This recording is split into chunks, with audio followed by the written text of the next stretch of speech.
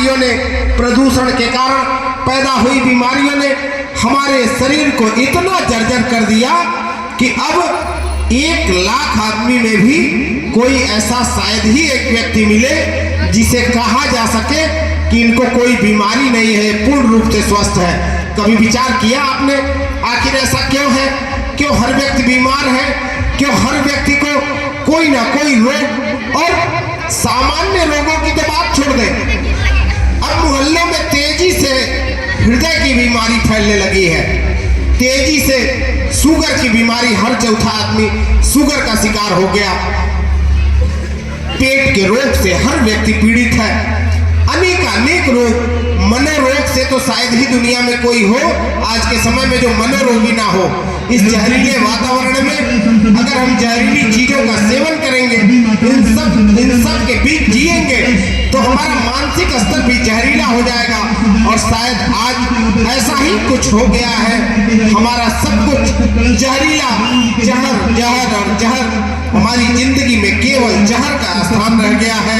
यही कारण है कि आज हमारे समक्ष हमारे जीवन के समक्ष बड़ी बड़ी चुनौतियां खड़ी हो गई हैं। हमारे समक्ष जीवन का संकट खड़ा हो गया है कि जिएंगे कैसे, स्वस्थ रहेंगे कैसे। तो जब तक हम प्रकृति और पर्यावरण को लेकर गंभीर नहीं होंगे, तब तक रोग मुक्त जीवन की कल्पना केवल फर्जी कल्पना है। प्रकृति और पर्यावरण के प्रति जैसे ही हम गंभीर होंगे, जैसे ही हम अपनी जीवन शैली में बदलाव लाएंगे, जैसे ही हम अपनी जीवन शैली को परिवर्तित कर पर्यावरण मित्र जीवन शैली को अपनाएंगे, तो उसी के साथ धीरे धीरे हालात में सुधार होना शुरू होगा, हमारी जिंदगी में सुधार होना शुरू होगा। आज आप देखें किसी के चेहरे पर मुस्कान है।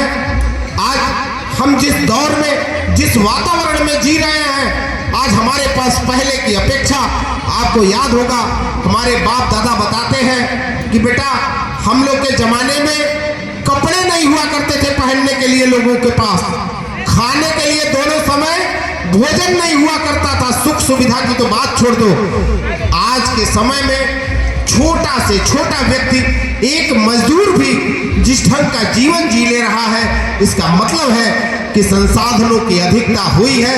लेकिन आप देखें संसाधन हमारे पास बढ़े, बदले में हमें क्या मिला? वैचारिक दरिद्रता मिली। बदले में हमने क्या किया? जो हमने कर्म किया, हमने बिना सोचे विचारे पर्यावरण को नुकसान पहुंचाया, हमने बिना सोचे विचारे प्रकृति के मूल तत्वों को चोट पहुंचाई, हमने बिना सोचे विचारे प्रकृति को घनघोर संकट में डाल दिया। और जब प्रकृति को संकट में डालेंगे तो आपको लगता है क्या कि आप किसी दूसरे को संकट में डाल रहे हैं? ये वही फिर कालिदास वाली बात हो गई। प्रकृति जो सब कुछ मिलाकर बनी हुई है, उसका एक हिस्सा मनुष्य भी है। यानी पेड़ भी प्रकृति है, पौधे भी प्रकृति हैं, वृक्ष वनस्पतियां भी प्रकृति हैं, जल स्रोत भी प्रकृति है, जीव जंतु भी प्रकृति है, मनुष्य भी प्रकृति है। तो प्रकृति संकट में होगी तो हम भी तो प्रकृति हैं, हम भी तो संकट में आएंगे। और आज हम संकट में आ चुके हैं, किसी को समाधान का कोई रास्ता नहीं सूझ रहा। जैसे जैसे संसाधन हमारे पास बढ़ते जा रहे, लेकिन बीमारियां जिस तरह हम सबको अपने शिकंजे में लेती जा रही हैं, बीमारियां भी केवल शारीरिक रोग नहीं, मनोरोग भी। जब भी हम प्रकृति और पर्यावरण की उपेक्षा करेंगे तो हमारा जीवन संकट में आ जाएगा। हमारे पास चाहे लाख संसाधन हो, लेकिन हमारे विनाश को कोई नहीं रोक सकता, प्रकृति के विनाश को कोई नहीं रोक सकता।